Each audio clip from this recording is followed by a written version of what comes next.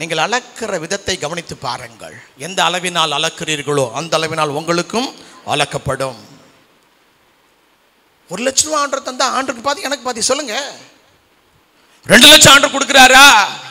ஆண்டவருக்கு 1.25 லட்சம், எனக்கு 75,000 ரூபாய் சொல்லுங்க. தேவன் ஆசீர்வதிக்கிறவர். அல்லேலூயா. நீங்க செஞ்சு பாருங்களேன், யோசிச்சு பாருங்களேன். கர்த்தர் கனம் பண்ணுவார்.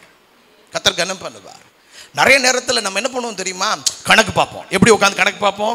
30,000 ரூபா வருது, 3,000 ரூபா ஆண்டவருக்கு. 1 லட்சம் ரூபா வருது, 10,000 ரூபா ஆண்டவருக்கு. தயவு செய்து இப்போ தாவீதுக்கு வாருங்கள். தாவீதை ஆண்டவர் சொல்லிட்டாரு, நீ ஆலயம் கட்ட வேண்டான்னு சொல்லிட்டாரு. இப்போ உங்ககிட்ட நிறைய தங்கம், நிறைய வெள்ளி இருக்குது. நீங்கள் என்ன பண்ணுவீங்க? என்ன பண்ணுவீங்க? மேலே இந்த பார், உனக்கு வந்து அப்பா ஒரு 50 பவுன் நகை சேர்த்து வச்சிருக்கேன், இது உனக்கு. 2வது பிள்ளை இருக்கிறாளா, உனக்கு ஒரு 50 பவுன். என்ன இந்த 50 பவுனில் ஒரு 5 பவுனாவது தசம பாகம் கொடுத்து சர்ச்சை கட்டுங்க பாஸ்டர், சீக்கிரமாக இதெல்லாம் உடைங்க பாஸ்டர், மேலே டைல்ஸ் எல்லாம் போட்டு செட் பண்ணுங்க பாஸ்டர் சொல்லுவோமா? இல்லை இல்லை, நீங்கள் பதில் சொல்லவே வேண்டாம், நீங்களே வச்சுக்கிடுங்க. சொல்லுவோமா? ஆனால் தாவீதை பாருங்கள், தன்னுடைய கடைசி நாட்கள் 1 நாளாகமம் 22:14 வசனம். இதோ நான் என் சிறுமையிலே கர்த்தருடைய ஆலயத்திற்காக 1 லட்சம் தாலந்து பொன்னையும். அப்படியே நிறுத்தி வச்சுக்கிறீங்களா? இதோ நான் என் சிறுமையிலே கர்த்தருடைய ஆலயத்தின் வேலைக்காக 1 லட்சம் தாலந்து பொன்னையும். தமிழ்ல சொல்லுவோம் தங்கம். தங்கம். செல் வச்சிருக்கீங்களா? நெட் இருக்குதா? ஒரு தாலந்து மினிமம் குவான்டிட்டி. நான் சொல்றேன் உங்களுக்கு, ஒரு தாலந்து எவ்வளவு தெரியுமா? உங்களுக்கு தெரியுமா தெரியாதா? தெரியுமா தெரியாதா? தெரியாது. ஒரு தாலந்து மினிமம் அதனுடைய quantity 34.200 kilogram. That means 34 kilo 200 gram ஒரு தாலந்து. ஒரு தாலந்து எவ்வளோ? 200 கிராம் விட்டுருங்க. ஒரு தாலந்து எவ்வளோ? 34 கிலோ. உங்களுக்கு எதா புரியுதா? ஒரு தாலந்து 34 கிலோ. நான் ஏன் சொல்கிறேன் அப்படின்னா, நீங்கள் எல்லாருக்கிட்டையும் கூகுள் இருக்குது, எல்லாருக்கிட்டையும் செல்ஃபோன் இருக்குது. நீங்கள் வீட்டுக்கு போங்க, வீட்டுக்கு போனதுக்கு பிறகு 1 இஸ்ரேலி டேலண்ட்டு அப்படின்னு மெஷர்மெண்ட்டை நீங்கள் கூகுளில் செக் பண்ணி பாருங்கள், உங்களுக்கு காட்டும். 55 கிலோவிலிருந்து 27 கிலோ வரைக்கும் காட்டும். நான் வந்து லீஸ்ட்டு ஆஃப் இஸ்ரேல் ஜனங்கள் அதிகமாக யூஸ் பண்ணின அந்த டேலண்ட்டை தான் எடுத்திருக்கு, 34 கிலோ. இப்போ திரும்ப அந்த வருஷத்தை வாசிங்க. 1 லட்சம் தாலந்து 1 லட்சம் தாலந்து தங்கம். கவனியுங்கள். அப்ப எத்தனை லட்சம் கிலோ தங்கம்? 34 லட்சம். சொல்லுங்க. 34 லட்சம் கிலோ. கிலோ என்னது? தங்கம். தங்கம். நீங்க நகை போடுறவங்களா இருப்பீங்கன்னா, நீங்க நகை கடைக்கு போனா தங்கத்தை கிலோ கணக்கில் வாங்கிட்டு வருவீங்க. ஆமேன் சொல்லுங்க பார்க்கலாம். பரவாயில்லையாப்பா, விசுவாசத்தோட சொல்றீங்கப்பா, சந்தோஷம். எப்படி கிலோ கணக்கில் வாங்குவீங்களா, கிராம் கணக்கில் வாங்குவீங்களா? கிராம் கணக்கில் வாங்குவான். அந்த கிராம் கணக்கில் வாங்கும் போதே அவனை பார்த்து பேசி, யோ இன்னும் குறையா, சேதாரத்தை குறையா, செய்கூலியை குறையா, அதை குறையா, இதை குறையா, பேசி பேசி என்ன. இப்போ 1 லட்சம் தாலந்து தங்கம்னா 34 லட்சம் கிலோ. 1 கிராம் தங்கம் இன்னைக்கு வந்து 5,900. சரி, 5,500 ரூபா போட்டுக்கிடுங்க. இப்போ என்ன பண்ணணும்னா, 1 கிலோ தங்கம் 55 லட்சம். நான் எதுக்கு எடுக்க சொன்னேன் அப்படின்னா, இப்போ எடுங்க கால்குலேட்டர், இப்போ எடுங்க 34 லட்சம் இன்ட்டு 55 லட்சம் பெருக்குங்க. உங்கள் கால்குலேட்டர் எரர் ஆகும். செல்ஃபோன் வச்சுருக்கீங்களா? செக் பண்ணி பாருங்கள். கால்குலேட்டர் இருந்தால் செக் பண்ணி பாருங்கள். 55 லட்சம் 55 போட்டு 5 சைபர் போட்டு இன்ட்டு 34 போட்டு 5 சைபர் போட்டு நீங்கள் ஈக்குவல் டு கொடுங்க. இ ஈக்குவல் டு எம்சி ஸ்கொயர்னு சொல்லாது.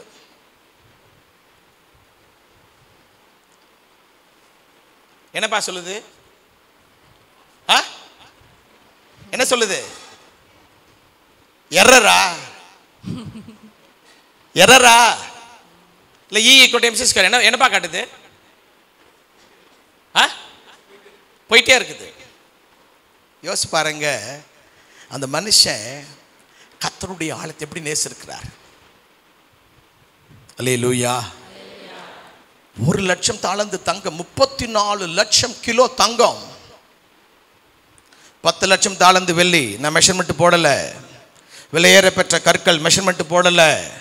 நீங்கள் 29வது அதிகாரத்துக்கு வருவீங்கன்னா தாவீது சொல்வார் 3வது வசனத்தில், இன்னும் என் தேவனுடைய ஆலயத்தின் மீது நான் வைத்திருக்கிற வாஞ்சையினால், 3வது வசனம், என்னுடைய எனக்கு சொந்தமான பொன்னையும் கொடுக்கிறேன்.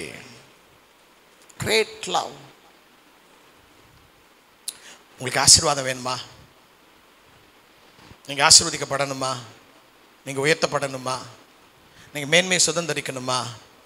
நான் உங்களுக்கு சொல்கிறேன், இந்த தேவனுடைய சபையினுடைய தரிசனத்தை சுமந்து கொள்ளுங்கள். இந்த தேவனுடைய ஆலயத்தினுடைய காரியத்திற்காக பிரயாசப்படுங்கள். அவங்க கூட போய் உட்காருங்க. பாஸ்டர், சபை குறித்த உங்களுடைய தரிசனம் என்ன எனக்கு சொல்லுங்க பாஸ்டர், நான் ஜெபம் பண்ணுறேன். நம்முடைய சபையினுடைய தரிசனம் நிறைவேறுவதற்காக நான் ஜெபம் பண்ணுகிறேன். நம்முடைய சபையில புதிய ஆத்துமாக்கள் வருவதற்காக நான் மன்றாடுகிறேன். நம்முடைய சபையில புதிய ஜனங்கள் வந்து சேர்வதற்காக, ஞானஸ்தான ஆராதனை நடைபெறுவதற்காக நான் ஜெபிக்கிறேன். எனக்கு சொல்லித்தாங்க பாஸ்டர். பேசுங்க, பேசுங்க. தேவனுடைய சபையை குறித்ததான பக்தி வைராக்கியம். தாவீதை தேவன் உயர்த்தினதனுடைய முகாந்தரம் வானால் முடிவு பரியன், சின்ன வயசுல கடைசி சாகர வரைக்கும் சபை சபை சபை. சங்கீதம் 84 ஒரு வார்த்தை எழுதி வைத்திருப்பார். நான் அந்த சங்கீதத்துக்கு ஒரு தலைப்பை கொடுத்திருக்கிறேன், பொறாமையின் சங்கீதம் அப்படின்ட்டு. நான் கொடுத்த தலைப்பு என்ன அப்படின்னா, தேவனுடைய ஆலயத்துக்கு வந்துடுவார். தேவனுடைய ஆலயத்துக்கு வந்துட்டு இப்போ அவர் வந்து அந்த மகா பரிசுத்தலத்துக்கு அந்த பக்கம் இருக்கிற அந்த உடன்படிக்கை பற்றி பார்க்க முடியாது. வருஷத்துக்கு ஒரு முறை மட்டும்தான் பிரதான ஆசை உள்ளே போக முடியும். வருஷத்துக்கு ஒரு முறை மட்டும்தான் பிரதான ஆசை அங்கு வர்றதுனால யாருமே டிஸ்டர்ப் பண்ணாத ஒரு இடம் என்பதை அடைக்கலான் குருவியும் தகைவலான் குருவியும் கண்டுபிடிச்சிட்டேன். இவங்க இங்க கீழே ஆராதிக்கும் பொழுது தலைக்கு மேலாக பறந்து அந்த திரைச்சிலையினுடைய அந்த அந்த ஓரம் வழியாக உள்ள போயிடும். இந்த மனுஷன் கர்த்தரை ஆராதிக்க வந்து பார்த்தா திரைச்சிலை அசைவே மாட்டேங்குது. ஆனால் ஒரு தகைவலான் குருவியும் அடைக்கலான் குருவியும் உள்ள கூடு கட்டுகிறதற்கு கொஞ்சம் புள்ளி எடுத்துட்டு போகுது, கொஞ்சம் குச்சி எடுத்துட்டு போகுது. உள்ளேருந்து சத்தம் கேட்குது. தகைவலான் குருவிகள் குஞ்சு பொறிச்சு அந்த குஞ்சுகள் கீச்சு கீச்சு சத்தம் கேட்குது. மனுஷன் பார்த்துட்டு பொறாமையில் எழுதுறாரு, ஆண்டவரே உம்முடைய பீடங்கள் அண்டையில் அடைக்கலான் குருவிக்கு கூடும், தகைவிலான் குருவிகளுக்கு தன்னுடைய குஞ்சுகளை வைக்கும் கூடும் கிடைத்ததே. எனக்கு அந்த வசனத்தினுடைய அர்த்தம் உங்களுக்கு புரியும் என்று நான் நம்புகிறேன். சும்மா எழுதல, அதை பார்த்துட்டு பொறாமையோட, இது டெய்லி உங்களை பார்க்குது ஆண்டவரே, இது தினமும் உங்கள் மகிமையை பார்க்கிறது, என்னால பார்க்க முடியலையே. அதுக்கு அடுத்து பார்ப்பாரு, அங்க லேவியர்கள் இருப்பாங்க, ஆசாரியர்கள் இருப்பாங்க. அவனை பார்த்துட்டு, உம்முடைய ஆலயத்தில் வாசமா இருக்கிற இவர்கள் பாக்கியவான்கள், எப்பொழுதும் உம்மை துதித்து கொண்டே இருக்கிறார்கள்.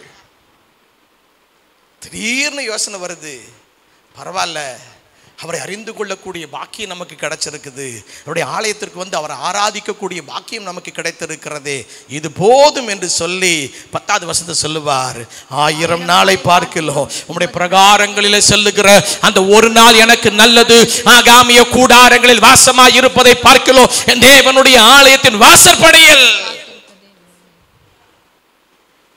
கர்த்தரை எப்படி நேசிக்கிறீர்கள்? கர்த்தருடைய சபையை எப்படி நேசிக்கிறீர்கள்?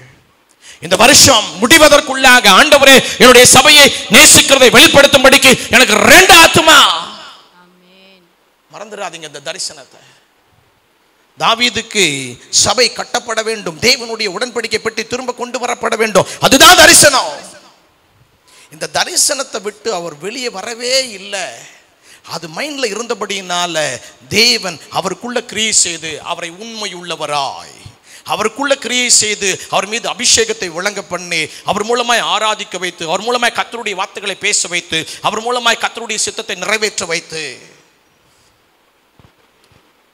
சொல்லுகிறேன், இந்த சபையினுடைய தரிசனத்தை சுமந்து கொள்ளுங்கள். என் சபை வளரணும், என் மூலமா ஆத்துமாக்கள் வரணும். நீங்கள் ஒரு நாளும் அதை விட்டு கொடுக்காதிருங்கள். ஆண்டவரே, எனக்கு ஆத்துமா வேணும். தினந்தோறும் எப்படி உங்களுக்காக ஜெபம் பண்ணுவீர்களோ, தினந்தோறும் எப்படி உங்கள் பரிசுத்தத்திற்காக ஜெபம் பண்ணுகிறீர்களோ, தினந்தோறும் எப்படி உங்கள் பிள்ளைகளுக்காக ஜெபம் பண்ணுகிறீர்களோ, அதே போல என் சபை வளரணும் ஆண்டவரே. என் சபையில் ஆத்துமாக்கள் வரணும் ஆண்டவரே. என் ஜனங்கள் கர்த்தரை அறியணும் ஆண்டவரே. ஆண்டவரே, என் சுற்று வட்டார மக்கள் சபைக்குள்ள வந்து கர்த்தரை ஆராதிக்கணும் ஆண்டவரே. என் ஜனங்கள் என் கண்களுக்கு முன்பதாக பிசாசை வணங்குகிறவர்கள் மனம் திரும்பி சபைக்கு வந்து கர்த்தரை ஆராதிக்கும்படிக்கு என்னை பயன்படுத்துங்க ஆண்டவரே. நீங்க தீர்மானம் பண்ணி பாருங்களேன், கர்த்தர் பயன்படுத்துவார். நீங்க தீர்மானம் பண்ணி பாருங்கள், கர்த்தர் பயன்படுத்துவார். தேவனுடைய சுவிசேஷத்தில் தான் நான் முடிக்க போகிறேன். தேவனுடைய சுவிசேஷத்தில் தான் சம்பூர்ணமான ஆசீர்வாதங்கள் என்று நான் காலையில் உங்களுக்கு ரோமர் 15:29 சொன்னேன். இன்னைக்கு இன்னொரு வசத்தை நான் உங்களுக்கு காண்பிக்க ஆசைப்படுகிறேன். மத்தேயு 11:5 கொஞ்சம் படியுங்கள். மத்தேயு 11:5. மத்தேயு 11:5. குருடர் பார்வை அடைகிறார்கள், சப்பானிகள் நடக்கிறார்கள், குஷ்டரோகிகள் சுஸ்தம் அடைகிறார்கள், செவிடர் கேட்கிறார்கள், மரித்தோர் எழுந்திருக்கிறார்கள். நல்லா கவனியுங்கள். உங்கள் தமிழ் நாலேஜை நான் திரும்ப செக் பண்ணுறேன், சரிங்களா? குருடர்கள் என்ன செய்கிறாங்க? பார்க்குறாங்க. செவிடர்கள் கேட்குறாங்க, முடவர்கள் நடக்கிறாங்க, குஷ்டரோகிகள் சுகம் அடைகிறாங்க, மரித்தோர் உயிரோடு எழும்புறாங்க. அப்போ தரித்திரர் இல்லை, திரும்ப நான் கேட்குறேன் பாருங்க. நீங்கள் என்ன கண்டுபிடிக்கல. குருடர்கள் பார்க்குறாங்க, சரிங்களா? செவிடர்கள் கேட்குறாங்க, முடவர்கள் நடக்கிறாங்க, குஷ்டரோகி சுகமாயிடுறான், செத்து போனவன் உயிரோட எழும்பிடுறான். அப்போ தரித்திரன் என்ன சொல்லியிருக்கணும்? ஏசாமி சொல்லுங்க. தரித்திரன் ஐஸ்வர்யவனாவான், அதான் சொல்லியிருக்கணும் ஏசாமி. ஆனால் என்ன சொன்னாரு? சுவிசேஷம். There is a fullness of blessings in the gospel. ஒரு மனுஷனுக்குள்ள சுவிசேஷம் வருமானால் அவனுடைய தரித்திரம் அவனை விட்டு விலகி போகும். அதான் அதனுடைய அர்த்தம். அல்லேலூயா, அல்லேலூயா. உங்களுக்கு புரிய வைக்க திரும்ப சொல்லுகிறேன். குருடர்கள் பார்க்கிறார்கள், செவிடர்கள் கேட்கிறார்கள், முடவர்கள் நடக்கிறார்கள், குஷ்டரோகி சுகமடைகிறான், செத்து போன உயிரோடு கூட எழும்புகிறான், தரித்திரன் ஐஸ்வர்யவானாய் மாற வேண்டுவான் என்று சொல்லி இருக்கணும். ஆனா என்ன சொல்லுகிறார்? தரித்திரனுக்கு சுவிசேஷம் பிரசங்கிக்கப்படுகிறது. எவன் ஒருவனுடைய வாழ்க்கையில சுவிசேஷமானது கடந்து வருகிறதோ அவன் ஐஸ்வர்யவானாய் மாறுவான். அதான் அதனுடைய காரியம். அல்லேலூயா. நீங்கள் உங்களை ஆராய்ந்து பாருங்கள். இந்த சுவிசேஷத்தை அறிந்து கொள்வதற்கு முன்பதாக, இயேசுவை ஏற்றுக்கொள்வதற்கு முன்பதாக உங்கள் வாழ்க்கை எப்படி இருந்தது? இயேசுவை ஆராதிக்க உங்கள் வாழ்க்கை எப்படி மாறி இருக்கிறது? இப்ப சுவிசேஷத்தை ஏற்றுக்கொள்ளுகிறவர்கள் ஐஸ்வர்யவானாய் மாறுவார்கள் என்றால் சுவிசேஷத்தை அறிவிக்கிறவர்கள். அல்லேலூயா, அல்லேலூயா. இயேசு இந்த உலகத்தை விட்டு பரலோகத்திற்கு போகும் பொழுது சொன்ன மிகப்பெரிய வாக்குத்தத்தம் என்ன தெரியுமா? இதோ உலகத்தினுடைய முடிவு பரியந்தமும் சகல நாட்களிலும் நான் உங்களோடு கூட இருக்கிறேன். நான் உங்களுக்கு அறிவித்தவைகளை நீங்கள் மற்றவர்களுக்கு உபதேசம் பண்ணுங்கள். நம்ம என்ன பண்ணுவோம் தெரியுமா? எனக்கு சுவிசேஷம் அறிவிக்க தெரியாது, எனக்கு இயேசு பத்தி தெரியாது. ஏங்க, உங்களுக்கு எவ்வளவு இயேசு பத்தி தெரியும் சொல்லுங்க. உங்கள் உறவினர்களுக்கு உங்களுக்கு தெரிந்த இயேசுவை சொல்லுங்கள். உங்கள் நண்பர்களுக்கு உங்களுக்கு தெரிந்த இயேசுவை சொல்லுங்கள். சுவிசேஷத்தை அறிவியுங்கள். எங்களுடைய வட இந்திய ஊழியத்திலே நாங்கள் ஏராளமான அற்புதங்களை பார்க்கிறோம். என்கிட்ட ஒரு வீடியோ கிளிப்பிங் இருக்குது. நான் அப்புறமா எபிக்கு காமிக்கிறேன், பாஸ்டர் வேணா காமிக்கிறேன். நான் பாஸ்டர் கூட காமிச்சிருப்பேன் நினைக்கிறேன். வெஸ்ட் பெங்கால் எங்கள் ஊழியக்காரன் ஒருத்தர் இருக்கிறான். அவனை எங்களோட லீடர்ஸ் மீட்டிங்க்கு வந்துட்டு இன்ட்ரோடக்ஷன் கொடுறா அப்படின்னு சொல்லி, மற்றவங்களுக்கெல்லாம் இன்ட்ரோடக்ஷன் வேணும்னு சொல்லி ஒவ்வொருத்தரும் இன்ட்ரோடியூஸ் பண்ணிக்கிடுங்கன்னு சொல்கிறோம். நம்ம எழும்பி நின்று அவன் பேர் இமான்ஸ் நாராயண் சர்க்கார். அவன் சொல்கிறான், என் பேர் இமான்ஸ் நாராயண் சர்க்கார், நான் வெஸ்ட் பெங்காலில் கோஆர்டினேட்டராக இருக்கிறேன். ஆண்டு என்னை கொண்டு என்ன மாதிரி கிரியை செய்கிறாருன்னா, ஒரு குழந்தை 2 வயசு குழந்தை மதுமிதா சர்க்கார், அந்த குழந்தைக்கு ரொம்ப பேச்சு மூச்சு இல்லாமல் இருக்குது. என்னை ஜெபம் பண்ண கூப்பிட்டாங்க. நான் போகும்போது அந்த குழந்தை செத்து போச்சு. ஆனால் நான் போய் என்னை நீங்கள் அந்த பிள்ளைக்கு சுகத்துக்காக தானே ஜெபம் பண்ண கூப்பிட்டீங்க, நான் அந்த பிள்ளைனுடைய சுகத்துக்காக ஜெபம் பண்ணுறேன்னு சொல்லி செத்து போன குழந்தைக்கு 5 நிமிஷம் ஜெபம் பண்ணேன். நான் 5 நிமிஷம் ஜெபம் பண்ணி முடிச்சுட்டு ஆமேன்னு சொல்லி முடிக்கிறேன். அந்த குழந்தை எலும்பி விளையாட ஆரம்பித்து விட்டது. ஹல்லேலூயா. இப்படி கர்த்தர் என்ன பயன்படுத்துறாரு அப்படின்னு சொல்லிட்டு உட்காந்துட்டான். நான் சொன்னேன், அட பாவி, இப்படி மட்டும் எங்க ஊர்ல ஒரு காரியம் நடந்திருந்தால் செத்து போன குழந்தையை உயிரோடு கூட எழுப்பின போதகர் நம்முடைய பட்டணத்திற்கு வருகிறார்னு நாங்க விளம்பரம் பண்ணி நோட்டீஸ் அச்சடிச்சு அதுக்கு பிறகு ஊழியத்தையே முடிச்சிருப்போம். தேவன் கிரேசரார். ஏன் அப்படின்றத நான் உங்களுக்கு சொல்றேன். எங்களுடைய எல்லா திருச்சபைகளிலும் ஒரு ஒழுங்கை நாங்கள் வைத்திருக்கிறோம். முதல் 3 பிரசங்கம் என்ன பிரசங்கம் வேண்டுமானாலும் பண்ணலாம். முதல் 3 பிரசங்கம் என்ன பிரசங்கம் வேண்டுமானாலும் பண்ணலாம். நீங்கள் பழைய ஏற்பாட்டிலிருந்து பேசலாம், புதிய ஏற்பாட்டிலிருந்து பேசலாம், தசம பாகத்தை பேசலாம், விசுவாசத்தை பேசலாம், நீதிமானை குறித்து பேசலாம், ஆபிரகாமை குறித்து பேசலாம், தாவீதை குறித்து பேசலாம், எல்லாம் பேசலாம். முதல் 3 வாரம் எதனாலும் பேசுங்க. ஆனா 3 வாரம் முடிந்து 4வது வாரம் சுவிசேஷ ஞாயிறு. என்ன ஞாயிறு? சுவிசேஷ ஞாயிறு, காஸ்பல் சண்டே. அந்த நாளிலே இயேசுவினுடைய வல்லமையை நீ பேசியாக வேண்டும். இயேசுவினுடைய உபதேசத்தை சபையில பேச வேண்டும். இயேசு செய்கிற அற்புதங்களை குறித்து சபையில பேச வேண்டும். இயேசுவினுடைய வார்த்தைகளை குறித்து, இயேசுவை குறித்து மட்டுமே. அல்லேலூயா. ஆபிரகாமை குறித்து நான் பேசலாம், தாவீதை குறித்து பேசலாம். ஆனால் ஆசீர்வாதம் வேண்டும் என்றால் நான் யாருடைய பெயரை பயன்படுத்த வேண்டும்? இயேசு. விடுதலை வேண்டும் என்றால் யாருடைய நாமத்தை பயன்படுத்த வேண்டும்? இயேசு. அற்புதம் நடக்க வேண்டும் என்றால் யாருடைய நாமத்தை பயன்படுத்த வேண்டும்? இயேசு. சுகம் வேண்டும் என்றால் எந்த நாமத்தை பயன்படுத்த வேண்டும்? இயேசு. நம்முடைய திருச்சபைகளில் இந்த ஒழுங்கை நாங்கள் வைத்திருக்கிறோம். 3 சர்வீஸ் எதனால பேசலாம். 4வது சர்வீஸ், தட் மீன்ஸ் 3 பிரசங்கத்துக்கு அடுத்த பிரசங்கம் full gospel. Full gospel means இயேசு பத்தி மட்டும் பேசு. மார்க்கிலிருந்து எடுத்து பேசு, மத்தேயிலிருந்து எடுத்து பேசு, யோவானிலிருந்து எடுத்து பேசு, லூக்காவிலிருந்து எடுத்து பேசு. இயேசு செய்த அற்புதங்களை பேசு, இயேசுனுடைய உபதேசத்தை பேசு, இயேசுனுடைய வல்லமையை பேசு, இயேசு பிசாசுடைய கிரியை அழிக்கிறத பேசு.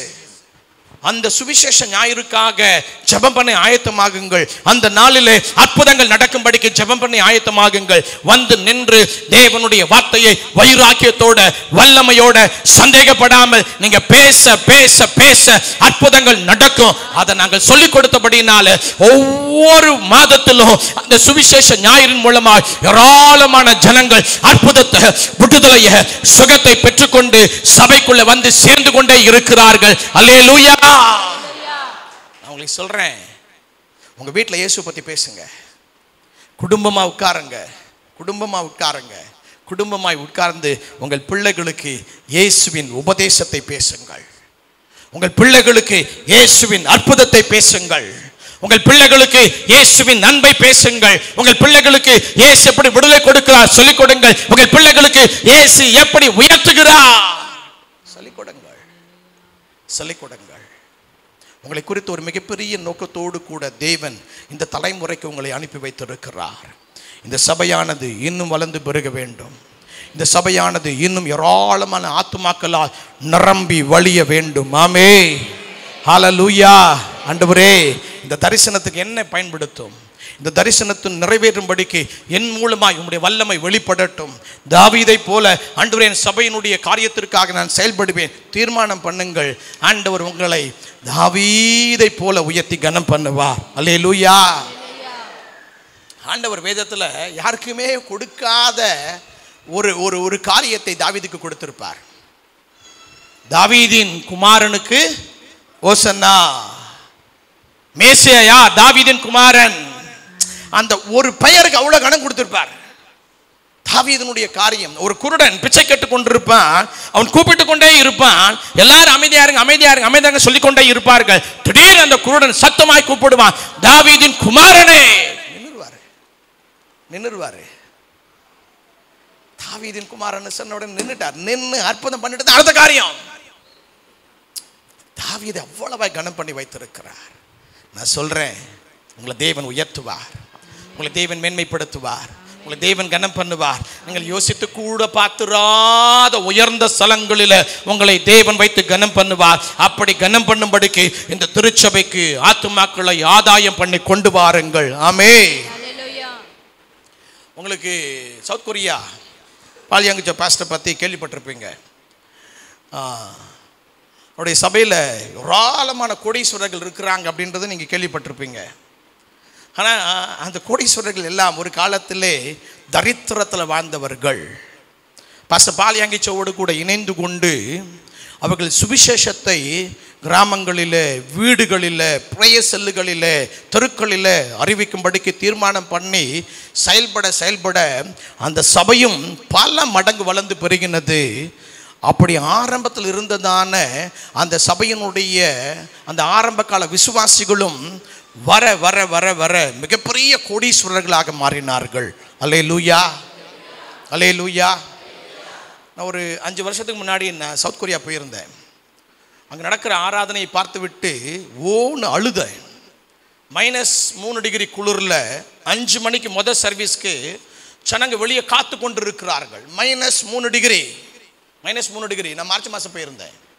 அப்போ டிசம்பர் மாதம் யோசித்து பாருங்கள். -3 டிகிரி குளிர், 5 மணி காலையில் பெரிய பெரிய ஜர்க்கின்னு பெரிய பெரிய கோட் எல்லாம் போட்டுட்டு அந்த சபைக்குள்ளே ஹீட்டர் ஆன் பண்ணி சபை சுத்தம் பண்ணி கொண்டு இருக்கிறார்கள். வெளியே 4:45 மணி 4:30 மணிக்கு ஜனங்கள் கூட்டமாக ஆராதித்து கொண்டு சத்தமாய் பாடிக்கொண்டு துதித்து கொண்டு இருக்கிறார்கள். 5 மணிக்கு அந்த சபையினுடைய கதவுகள் முதல் ஆராதனைக்கு திறக்கப்படுகிறது. ஜனங்க உள்ள அல்லேலூயா அல்லேலூயா என்று சொல்லி ஆராதித்து கொண்டு உள்ள ஓடினார்கள். பார்த்த உடனே அங்கேயே அந்த இடத்திலேயே உடஞ்சி, ஆண்டவரே எங்க ஊர்ல எங்க தேசத்துல என்னைக்கு இப்படி நடக்க போகுதுன்னு உடஞ்சி அழுதேன். ஏன்? இயேசுவை அறிவித்தார்கள். இயேசுவை அறிவித்துக் கொண்டே இருக்கிறார்கள். நான் சொல்றேன், இயேசுவை பேசிக்கொண்டே இருங்கள், இயேசுவை உயர்த்திக் கொண்டே இருங்கள். உங்க நண்பர்களுக்கு, உறவினர்களுக்கு இயேசுவை சொல்லிக் கொண்டே இருங்கள். சுவிசேஷம் வல்லமை உள்ளது. சுவிசேஷத்தை அறிவிக்க அற்புதங்கள் நடக்கும். ஆகவே இயேசு சொன்னார், நீங்க சுவிசேஷத்தை உலகம் முழுக்க போங்க, பிரசங்கம் பண்ணுங்க. சுவிசேஷத்தை அறிவித்து விட்டு நீங்கள் ஜெபம் பண்ணும்போது என் நாமத்தினால அற்புதங்கள் நடக்கும், என் நாமத்தினால பிசாசுகள் ஓடும், என்னுடைய நாமத்தினால எல்லாம் மாறும், அற்புதங்கள், விடுதலை, சுகம் உண்டாகும். ஆமென். அல்லேலூயா. இன்னைக்கு ஒரு தீர்மானம் பண்ணுங்க, ஆண்டவரே இன்னும் ஒரு விசை எங்கள் சபையினுடைய தரிசனத்திற்காக தாவீதை போல என்னை அர்ப்பணித்துக் கொள்ளுகிறேன். சின்ன வயசிலிருந்து உடைய வாழ்நாள் முடிவு பரியந்தமும் சபை சபை சபை சபை, அதான் அவருடைய காரியம்.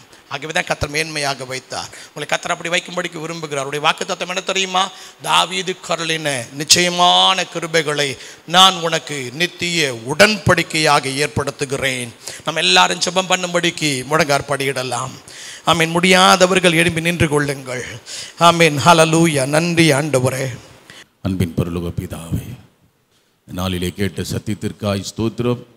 இந்த வார்த்தையை கொடுக்கும்படி மகனை மறைத்து நீ வெளிப்பட்டதுக்காய் ஸ்தோத்திரம். மகனையும் குடும்பத்தையும் அவருடைய ஊழியத்தையும் கரத்திலே கொடுக்கிறோம். நீ தொடர்ந்து நடத்துவீராக. நாளிலே வந்த ஒவ்வொரு தெய்வ பிள்ளைகளுக்காய் நன்றி செலுத்துகிறோம். இந்த கரத்திலே எங்களை ஆவி ஆத்மா சரித்து ஒப்பு கொடுக்கிறோம். இயேசு கிறிஸ்து இனிய நாமத்தில் ஜெபத்தை கேட்கிற நல்ல பிதாவே, ஆமீன். எல்லாம் சேர்ந்து சொல்லுவோம். என் ஆத்துமாவே கர்த்தரை ஸ்தோத்திரி, என் முழு உள்ளமே அவருடைய பரிசுத்த நாமத்தை ஸ்தோத்திரி. என் ஆத்துமாவே கர்த்தரை ஸ்தோத்திரி, கர்த்தர் செய்த சகல உபகாரங்களையும் மறவாதே. ஆமென். அல்லேலூயா. உங்கள் யாவருக்கும் என்னுடைய ஸ்தோத்திரம்.